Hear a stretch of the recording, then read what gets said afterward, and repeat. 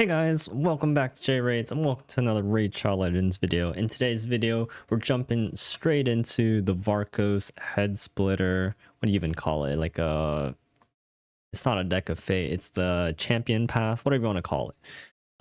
At the time of this recording and by the time it's going to be out, there's about 2 days left of the overall event in order to guarantee yourselves picking up a Varkos head splitter. And I want to break it down personally. For any of you guys still on the fence like me, I still haven't done the event yet. And I want to tell you guys what you guys should be considering before you decide whether or not you want to go for Varkos. Now, Varkos is primarily going to be a PvP champion, first of all. So if that isn't the reason why you're going for him, and of course, outside of wanting an additional, champion for like faction wars hard, those are two, very valid reasons to go for him. But in the PvP aspect, where I assume is the biggest deal breaker for a lot of people who are actually interested in going for this champion, I want to talk about the sort of conditions you have to meet in order to get the most out of him, because it's one thing to see all of the showcase videos and it's another thing to kind of go into yourself if you don't have the same champions to support it. So I don't want to review his kit too much, but I want to talk about the right conditions in which Varkos becomes from here all the way to here. And that's really centered around some of his passives and how his skills work. So his A1 ignores unkillable and his A2 ignores block damage. So this is the first reason why he's really strong, right? He is able to meet both conditions of being able to deal with annoying buffs. There's not a lot of champions in the game that can currently deal with both block damage and unkillable. On top of that, he also has the ability to place block revive. So the combination of these three things is incredible, especially for a legendary champion. Now, how Varkos works is that his A1, he'll hit an extra time if he's counterattacking, and his A2 it triggers whenever he joins an ally attack, or through his passive where he has a 15% chance to join an attack whenever an ally attacks an enemy, and then increase a 25% chance when an ally from the Dark Elves faction attacks, which sounds fairly nice, right? And this places block revive, right? So he has a triple hitter that places block revive that goes through block damage. It sounds pretty nice. It's a fairly unconditional passive, but this 15% is fairly low. Like, this is not a number that you can reliably rely on in the arena when you need it to go off, right? And then 25% chance is of course a lot better, but when we think about Dark Elves as a faction, there really isn't all that many champions in the Dark Elf faction that we would consider to be meta in PvP standards today. So that means, one, you either have to have a limited amount of Dark Elf champions that you can use in the arena, or two, which is the more important one, you have to have an ally attack champion, which of course makes this guaranteed effect instead of just a 15 or 25% effect. And while there are a few more ally attack champions that I would say are viable meta in the arena today, there's not that many more. Let's start with the ally attack ones. So of course, the very obvious one is Queen of Hearts. Now, she is a void legendary, so of course, if you do not own this champion, that sucks a little bit. She is definitely going to be one of the best options that you have, because she is able to cut in and she has an ally attack, right? So Queen of Hearts is one option. If you have Queen of Hearts, the value of Varkos jumps up significantly. Of course, there's also Lady Mikage. It's not as good, but at least able to play something like block or increase crit damage on her ally attack, so that gives you a little bit extra damage. Of course, her base speed is incredible, and easily accessible to most players. Now, it really depends on if you think your Lady Mikage is set for PvP in your level of standards. Of course, most people are able to get her, but ultimately she's just not that good of a PvP champion. One of the better options, I would say, outside of Queen of Hearts. You have two more that come to mind, and then I'll go over some Dark Elves. We have Necrit, of course. Necrit is very good in not being able to not only bring in an ally attack on his A2, but he also is able to provide a lot of protective buffs onto Varkos, and which helps massively with his survivability, because at the end of the day, he is a nuker that you might not really want to lean into 9-piece Mercurial for, because you really want to make sure, especially if you are using Varkos, that you are able to land that kill on the A2 so you place that block revive. So having the extra protective stats from Necrit allows you to lean more into ignore defense sets like Lethal, for example. Lastly, so how many champions was that? We had late Queen of Hearts, we had Lady Mikage, we had Necrit, of course, we have Padrig, Padrig, there we go. Now, Padrig is also really unique because he is able to place and increase defense before the ally attack, which of course Varkos is a defense-based nuker. So Padrig is a fantastic example as well. And then he is able to go in with the ally attack. So another phenomenal option of champions. I think that's 4 outside of the Dark Elves factions. Of course, there are some other miscellaneous ally attack champions I can use. I believe there's that one dwarf that is not bad. I don't see him around too often, but Osgrin has a quite nice ally attack as well, being able to place like a weak shatter or something like that, increase attack and a shatter with the ally attack, right? So there are some meta arena options for ally attackers that if you do have any of these champions, Varkos's value is going to jump up fairly significantly. But if you don't have any of these champions, I think Varkos all of a sudden becomes a lot less appealing. And then from the Dark Elf side, there's really 2 champions I want to call out. Of course, there's the faction Unity, if you have some sort of Dark Elf team going, which is not bad. But I assume that the faction Unity champion is going to be a lot rarer, so I'm not really going to talk about him. First one, of course, is Mavara, the Queen of Arena, the newborn Queen of Arena in legendary form. Of course, there's no really need to say, but Mavara is just one of the best support champions in the game right now. And of course, she is a Dark Elf, which makes Varkos's passive a lot better in enabling that 25%. In addition, Mavara also has an additional ally attack of her own if 2 or more allies are under the fervor. Of course, Varkos would need to have fervor, and then another champion would need to have fervor, and they would need to attack each other. So this is fairly convoluted, rather hard to pull off if you don't have like another ally attacker. But if you combine Mavara with an ally attacker, boy, is that combo going to make Varkos even better. Lastly, that's kind of unique actually, is Lanicus. I actually saw like a +4 Lanicus running around in arena last week, and it kind of beat me up because of how fast she was. But she has ally attack as well, on top of being a Dark Elf, right? So she brings in an ally attack for Varkos, and then she's also a Dark Elf, where if you want to A1 with her, then she's able to bring in Varkos 25% of the time. So those are a range of champions that would help you to enable getting the most value out of Varkos. And if you have those champions, then I would say the consideration of going for Varkos, provided that you can, becomes a lot higher. Because Varkos really is a fairly unique champion in his ability to place block revive, go through block damage, as well as unkillable. And he is limited time, right? So after this event, he is no longer obtainable in the game. Now, on the resourcing side, he does cost, I believe when I did the calculation, he does cost about, 90,000 points, which, equates to 20 sacred shards. He is not cheap by any means, although not that much more expensive than what legendary, guaranteed legendaries go for in terms of sacred shards.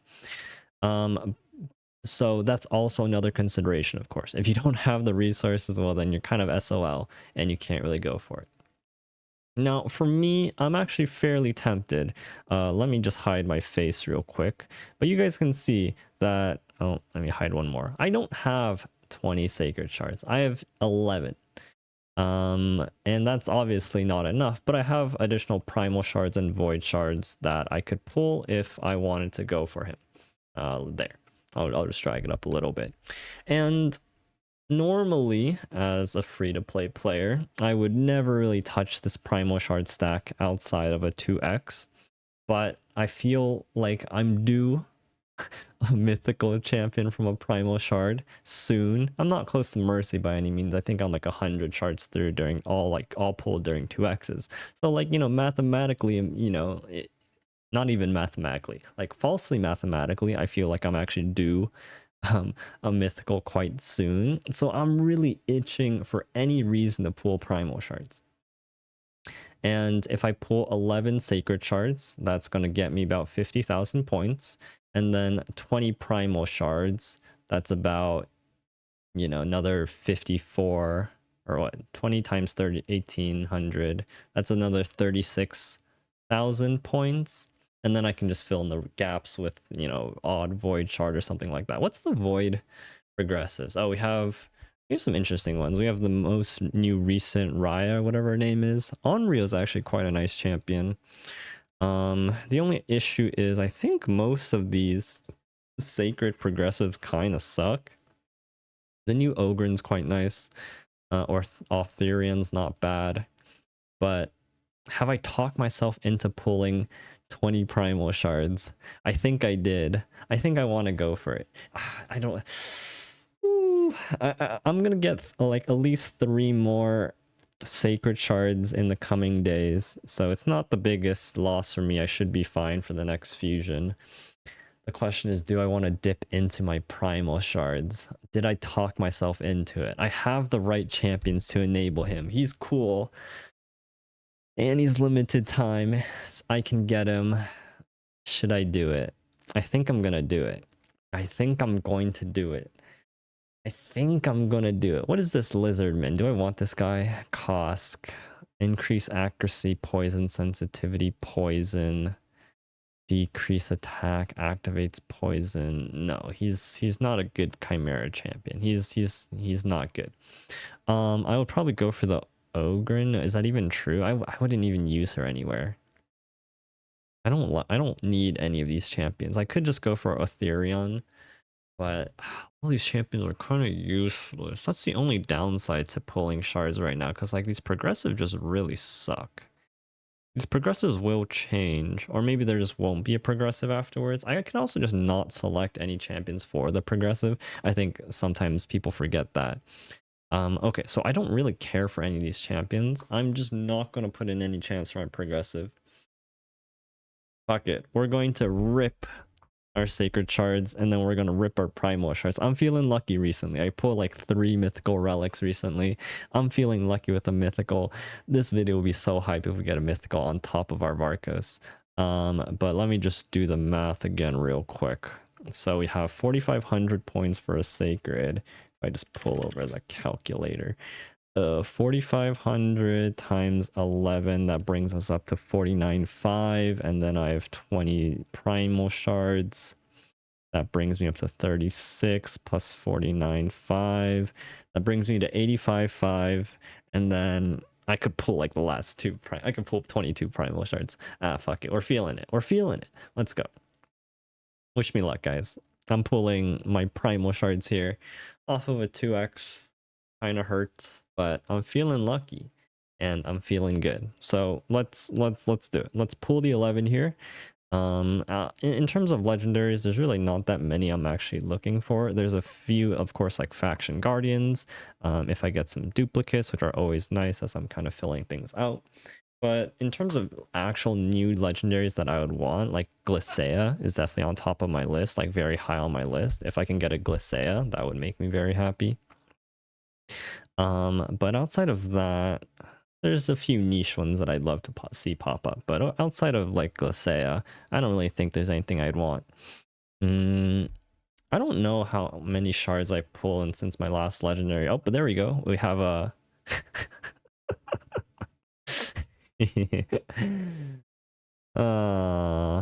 like this is one of the progressives, and I didn't select him because I didn't want him, but somehow I still got him. How funny is that? How funny is that, guys?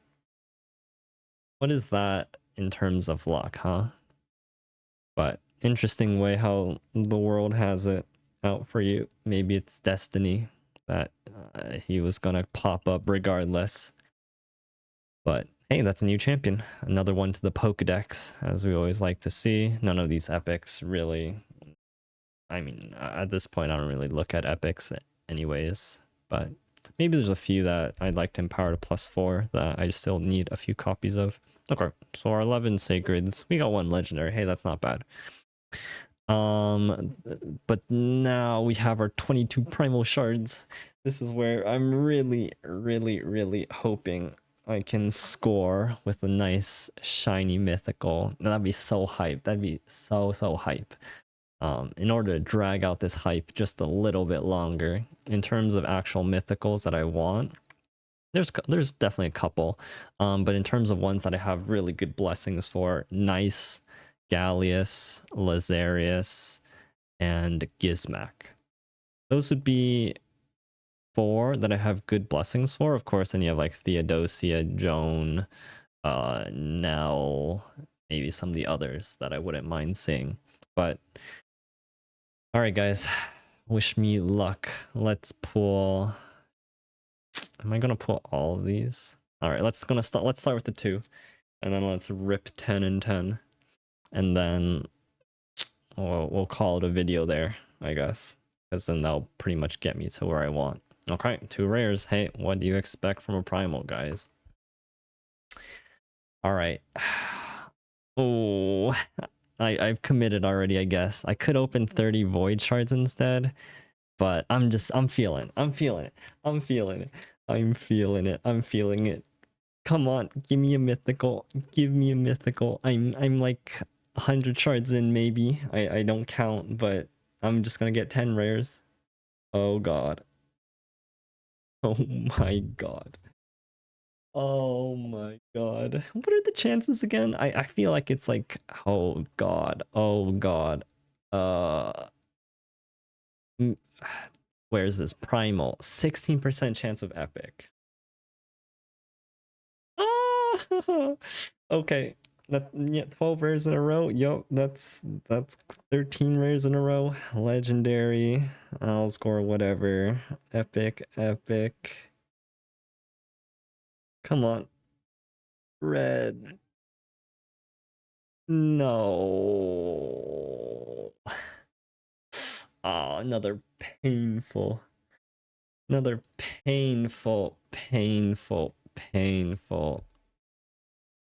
session of disappointment, but I think we're basically there.